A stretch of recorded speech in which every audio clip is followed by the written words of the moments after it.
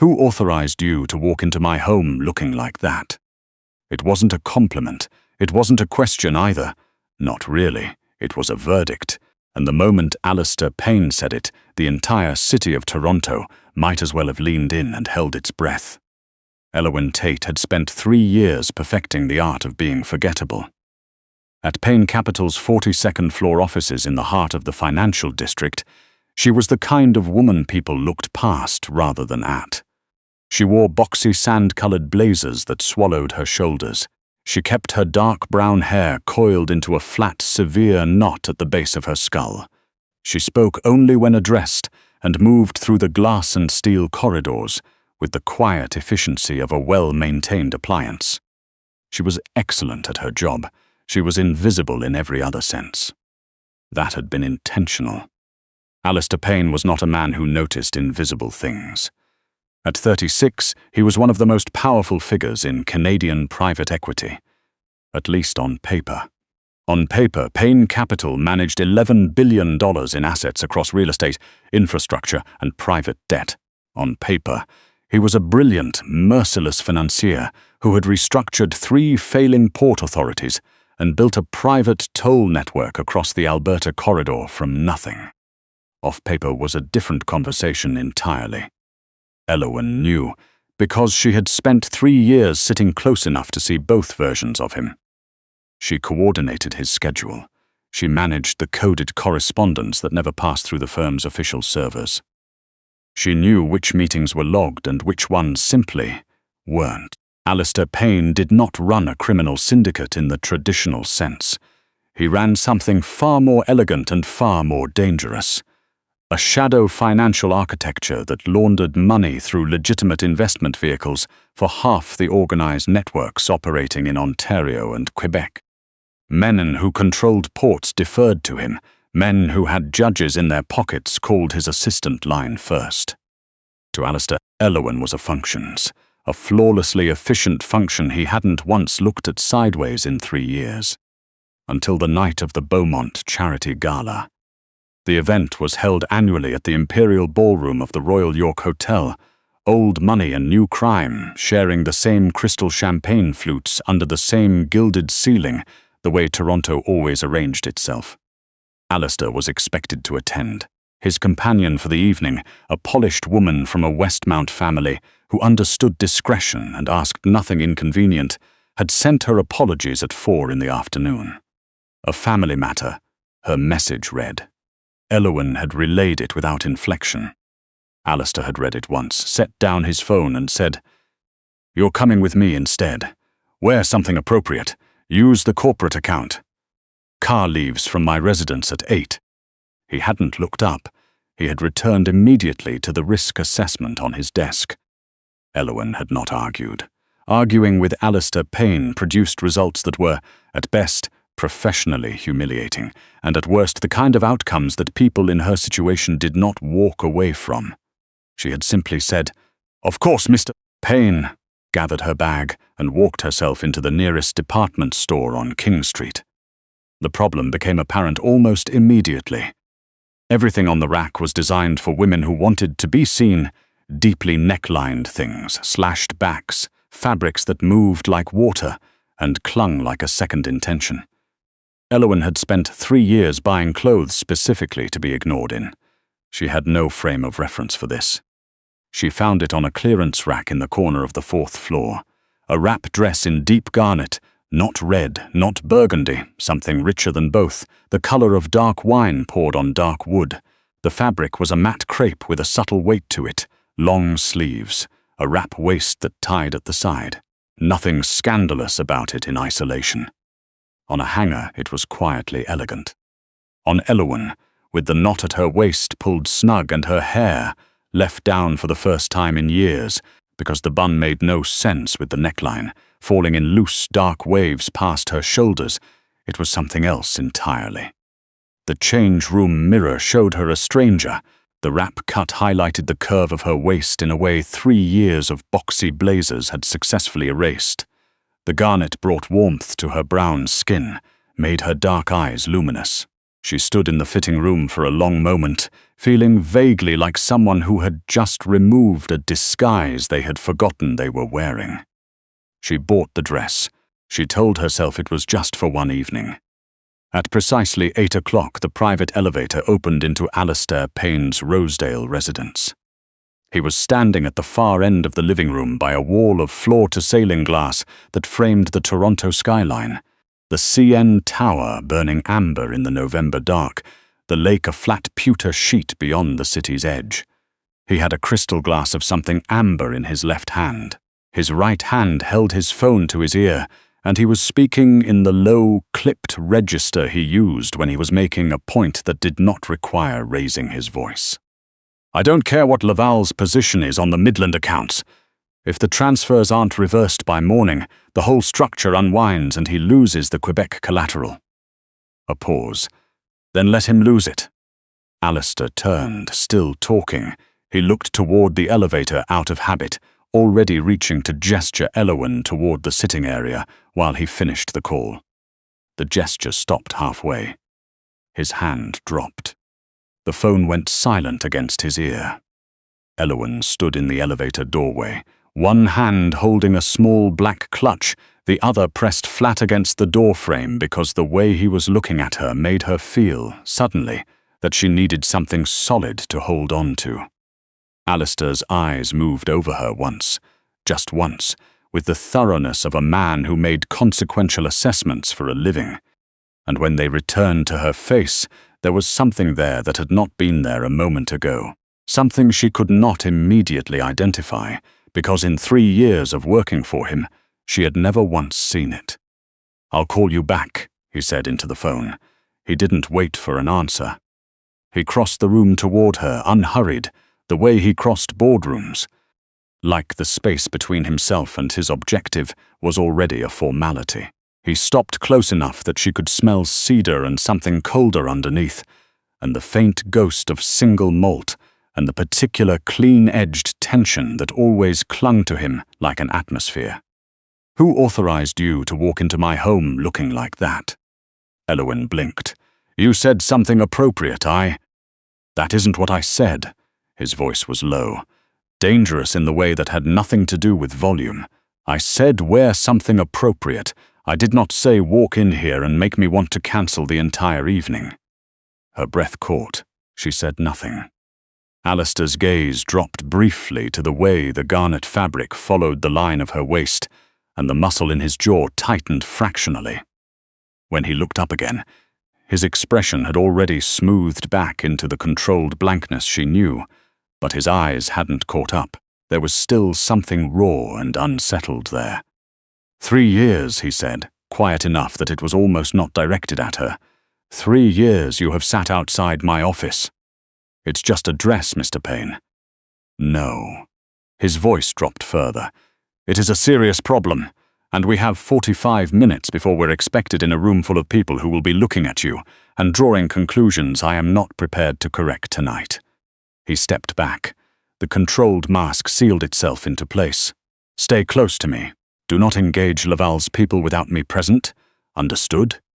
Yes, she breathed. Good. He set down his glass and straightened his cuffs. Let's go. The Imperial Ballroom was everything Toronto's power structure looked like when it dressed itself up.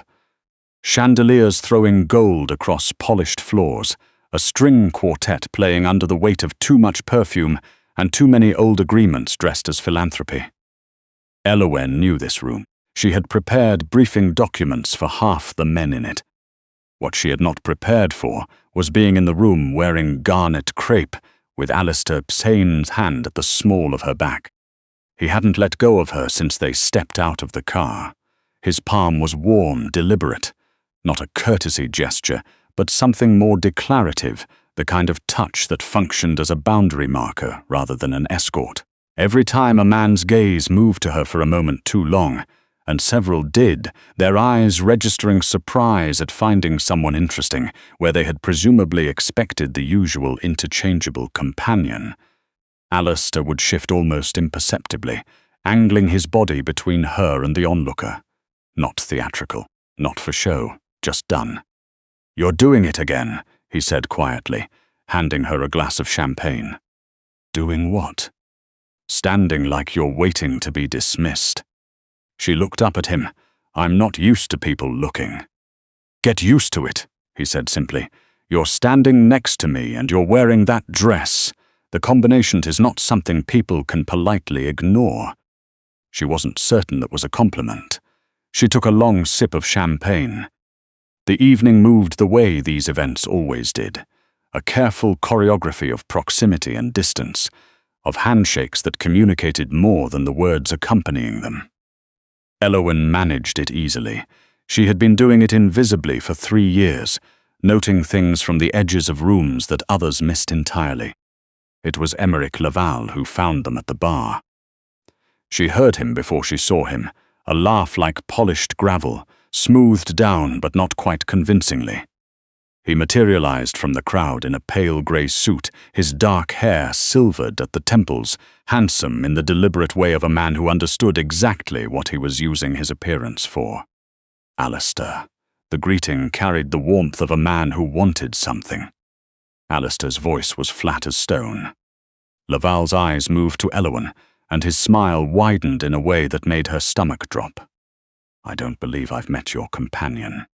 My analyst. Alistair's hand pressed fractionally harder against her back. She's not here for introductions. Analyst. Laval let the word sit a moment too long, as though tasting it. My Alistair, you keep your most interesting assets very well hidden. His eyes moved over her with a practiced, deliberate slowness, though perhaps not quite hidden enough tonight. Alistair's posture changed. Barely, almost undetectable, but Elowen had spent 3 years reading the micro-shifts of his body language. Something coiled beneath the controlled exterior. Keep your eyes on my face, Laval, or I'll remove the option. Laval raised both hands in a gesture of amiable surrender, but his smile turned knowing. I only mean, I think I recognize your analyst, Alistair. I think we may have a mutual connection. His eyes settled on Elowen. Why don't you ask her about her brother? Ask her about Finton. Ask her about the arrangement that brought her to your door 3 years ago. The room didn't stop.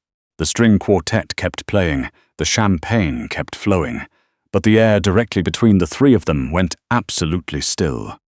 Elowen's hands were cold inside her clutch. Because it was true. 3 years ago, Finton, her older brother, careless and reckless in all the ways she had spent her life compensating for, had come to her with his face grey and his hands shaking. He owed money to Laval's network, he had said. Gambling debts, he had said. An amount she couldn't fathom and he couldn't repay. And Laval had offered a solution. Place his sister, a forensic accountant with an elite background and a clean record, inside Payne Capital. Feed back information on Payne's accounts, his transaction structures, his partner networks. Do that and the debt would disappear. Elowen had taken the job. She had taken it out of terror for her brother, out of the particular helplessness of loving someone reckless enough to need saving. But she had never once passed a single useful piece of information to Emeric Laval. For 3 years, she had fabricated ledger summaries. She had fed his contacts corrupted data, dressed up to look clean. She had stalled, rerouted, constructed elaborate false architecture to protect the man she worked for, and in doing so had endangered Finton's safety with every passing week. She had done it because at some point, without any of the warnings she might have expected from herself, she had fallen in love with Alistair Payne. With his precision, with the particular quality of his attention when a problem genuinely interested him. With the way he looked at a room and immediately understood every dynamic in it. With the fact that beneath the terrifying efficiency, she had just glimpsed. Someone who did not fully trust his own capacity for ordinary human things, and had decided that was something she wanted to protect. She had protected it in silence and in hiding, and in the plain blazers and the flat heels and the severe hair that kept her invisible. And standing here now in garnet crepe under a ballroom full of gold light, with Alistair's hand going still against her spine and his eyes turning to her with the cold, evaluating blankness, She associated only with his most dangerous moments. All of it was over. "Is this true?" Alistair asked. His voice was barely above a murmur. "Alistair, please." "She belongs to my arrangement," Laval cut in smoothly. "The debt is outstanding. Her contract with me is unfulfilled. I'd say that means I'm owed a conversation." He reached for Elowen's wrist. He never made contact. Alistair moved in one sharp, controlled motion, his hand closing around Laval's forearm and wrenching it back at a precise angle, an angle that communicated exactly how much additional pressure would be required to remove the joint from its socket. He did it quietly enough that 4 people nearby didn't look up from their conversations. "Touch her," Alistair said, his voice perfectly level, "and I will dismantle every account you have sitting in my partner banks before sunrise. Everyone, Emeric, the Cayman vehicles, the Luxembourg structures, the shelf companies holding your real estate in Vancouver, all of it unwinds. All of it goes to people with the authority to ask questions you do not want asked." He released Laval's arm with a precision that was somehow more menacing than any rougher dismissal. "We're leaving. Try to follow us, and I'll take it as a declaration." He turned from Laval without waiting for an answer. His grip shifted to Elowen's elbow. Firm, guiding, not gentle, and he walked her toward the side corridor of the ballroom. He found an empty meeting room off the main passage. He closed the door. The noise of the gala became a muffled, distant thing. He did not turn on the lights.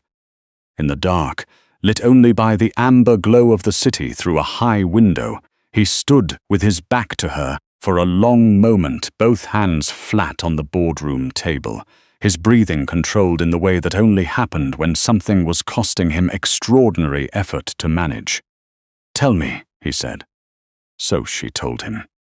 All of it. Fintan and the debt and the ultimatum. The job she had taken because she had no other option. The 3 years of false reports and fabricated summaries. The way she had chosen, over and over, to protect Alistair rather than satisfy Laval, even knowing what it cost her, even knowing the risk it placed on her brother's life. When she finished, the room was very quiet. "Why?" Alistair asked, a single word, stripped of everything that wasn't the question itself. Elowen pressed her palms flat against the fabric of her dress. There was no version of the next sentence that wasn't the most dangerous thing she had ever said. "Because I love you," she said. "I know what that is, given who you are and what you do. I know it doesn't make sense, and I know it doesn't change anything. But you asked, and I am done lying." Alistair was silent for 5 seconds, 10. Then he crossed the room, took her face in both hands, and kissed her. It was not careful. It was not the kind of kiss that asked permission or offered apology. It was the kind that settled something, some long, quiet argument between what he had decided to permit himself and what had apparently already been decided without his approval. She gripped the lapels of his jacket and held on, and when he finally pulled back, they were both breathing harder than the moment warranted, foreheads pressed together in the dark, with the sounds of the charity gala filtering through the walls. "If this is a lie," he said, quiet and very precise, "I will be less forgiving than Laval, considerably less." "I know." "And if it isn't?" He pulled back enough to look at her. In the low light, his eyes were intent and unreduced. "Then we have a problem I intend to solve before this evening is over." He stepped back. He took out his phone. "Laval's people will move on you tonight, trying to force my hand on the debt. We're going to the Portlands." The car waiting when they exited the Royal York service entrance was different from the one they had arrived in. Heavier, lower, with no livery plates. 2 vehicles flanked it. The men at each door wore civilian clothes that didn't quite conceal the hardware underneath. Elowen had managed Alistair's schedule for 3 years. She knew not to ask about certain vehicles. She got in without comment. The Portland's compound looked like a decommissioned cold storage facility from the outside, which it had been once. Inside, the ground floor was something else, an operations center with a structured, quiet efficiency that reminded her of nothing so much as a well-run currency desk. Screens, feeds, people moving with a precision that came from practice, not chaos. Alistair was already on comms before they were through the door, issuing instructions in the flat, rapid shorthand of someone who had thought through contingencies long before they became necessary. He brought her up a mezzanine staircase into a glass-walled room overlooking the floor below. He poured 2 fingers of scotch and handed her the glass. "Lavelle holds the debt over your brother," he said, "which means he holds the only leverage he has over you. We cut it." Elowen set down the glass. "Finton's not at home if Laval's people have him. We know where Laval's people keep their complications." Something in his voice was dry in a way that wasn't quite humor. "We've been watching that building on Logan Avenue for 4 months. We were waiting for a reason to move." He looked at her. "You just gave me one." 40 minutes later, Elowen stood at the monitors on the mezzanine and watched the operation unfold on thermal feeds, shapes moving in organized patterns through a structure she didn't recognize, clearing it with a methodical speed that bore no resemblance to improvisation. She gripped the edge of the console. Finton. She thought his name like a prayer, like the reflex of someone who had spent 3 years praying to something that no longer existed in the shape she remembered. The comms crackled. "Floor 2, room B secured. Boss, you're going to want the live feed." Alistair straightened. "Put it through." The monitor shifted to a helmet camera view. The room it showed was not a cell. It was not a holding space. It was an office, a well-appointed one, with a mahogany desk and stacked ledgers, and a man sitting behind it in a good suit who had reached for a firearm when the door came in, and who was now on his knees with his wrists locked behind him. Finton's wrists. Finton's suit. Finton's office. Elowen heard herself make a sound she didn't recognize. "Bring him in," Alistair said. They brought Finton to the Portland's floor an hour later. He looked up, found his sister's face, and for one moment, just one, something that might have been shame crossed his expression. Then it closed, and what replaced it was harder and older and entirely without remorse. "You brought his people down on my operation," Finton said. 3 years, and you couldn't manage to hand Laval one clean report, not one." "He didn't have a gambling debt," Elowen said. Fintan went still. "There was no debt. You were already working for Laval when you came to me." The words came out flat, each one deliberate and separate. She was working it through as she spoke, the last 3 years reorganizing themselves around a fact that had been there the whole time, waiting. He needed someone clean inside Payne Capital. You needed a promotion. So you came to my flat with a face full of fear and told me they were going to hurt you. Finton said nothing. "What did he give you for me?" she asked. "What was I worth?" Still nothing, a silence that answered itself.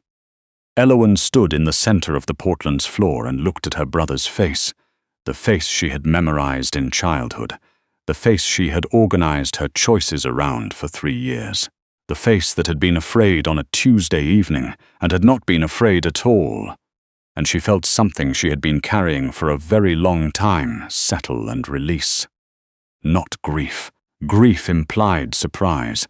This was something more like the removal of a weight she had already known was there. She turned to the man beside her. Alistair's expression was impassive. His eyes were on her. "Give me the word," he said quietly. "Just one." Finton's composure fractured. "Elowen, come on, we're family. You can't let him." "Don't shoot him," she said. Finton exhaled. "Put him in the lower level." She addressed the nearest operative without looking away from her brother. "He manages Laval's Quebec accounts. I want every routing number, every counterparty, every shelf company and nominee director. All of it." She paused. "Take whatever time you need. When you have everything, release him with whatever he's wearing. No phone, no identification, no accounts. A beat. If he attempts to rebuild inside Ontario, make sure he understands what that costs." Finton's voice broke open. "You're my sister, my blood, you can't." They took him away. The floor was quiet after the door closed. Elowen stood with her arms at her sides and her spine straight, and the garnet dress slightly wrinkled from an evening that had taken longer than anything she had dressed for in her life. She felt she catalogued the feeling carefully because she was precise by training. Lighter. Not happy, not unhappy. Lighter in the specific way of someone who has been carrying a debt that turned out not to be theirs. She heard Alistair move. His hands settled on her shoulders from behind, warm and deliberate, and she leaned back fractionally against the solid presence of him. "You didn't ask me to spare him," he said. "Mercy and restraint aren't the same thing," Elowen replied. "He doesn't deserve a quick resolution. He deserves to spend the rest of his life being afraid of the next knock at the door." A long pause. "That," Alistair said, quiet and precise against her hair, "is a colder judgment than I would have issued." She turned to face him. He was looking at her the way he had looked at her in the elevator, the way that still made her want something solid to hold on to, but without the mask over it now, without the careful, managed blankness. "I've been invisible in your offices for 3 years," she said. "I am not, in fact, a particularly mild-tempered person." Something crossed his face that, on anyone else, she would have called a smile. "No," he agreed, "you're not." He reached up and tucked a strand of dark hair back from her face, the gesture deliberate and proprietary in the same motion. "We're going to use what your brother gives us to dismantle Laval's entire Quebec network. It'll take 3 months, maybe 4. He paused. "After that, we're going to have a long conversation about your role in this organization." "In the organization," she said carefully. "And otherwise." She looked at him for a long moment. At the man she had protected in silence for 3 years, who had looked at her tonight like she was the most consequential thing to have walked through a door in his living memory, who had crushed a rival's leverage in a crowded ballroom without raising his voice, who was standing in a converted warehouse at 2 in the morning, offering her an entirely different kind of life than the invisible one she had been living. She said, "We should probably start with the Quebec accounts." He laughed, a short, quiet sound, unexpected enough that it changed his face entirely. He pulled her forward and pressed his mouth to her forehead, and she closed her eyes. The garnet dress was wrinkled. The night had been long. Somewhere in the lower level of the building, her brother was about to have a very uncomfortable conversation with very patient people. And Elowen Tate, forensic accountant invisible by design for 3 years, stood in the particular warmth of being fully, finally seen, and thought, good. She had not been trying to become anyone's equal. She had only been trying to survive a decision she made out of love for someone who had never deserved it. But somewhere in the surviving of it, she had become something else entirely, something that did not need a blazer 2 sizes too large to hide inside anymore. Some betrayals, she understood now, do not break you. They simply remove every wall you built to accommodate the person doing the breaking, and leave you standing for the first time in your actual size. Drop a comment below. Should Elowen have given Finton one last chance, or was cutting him loose the only move that made sense? And if you want more stories about women who stop playing small and start playing for keeps, you know what to do.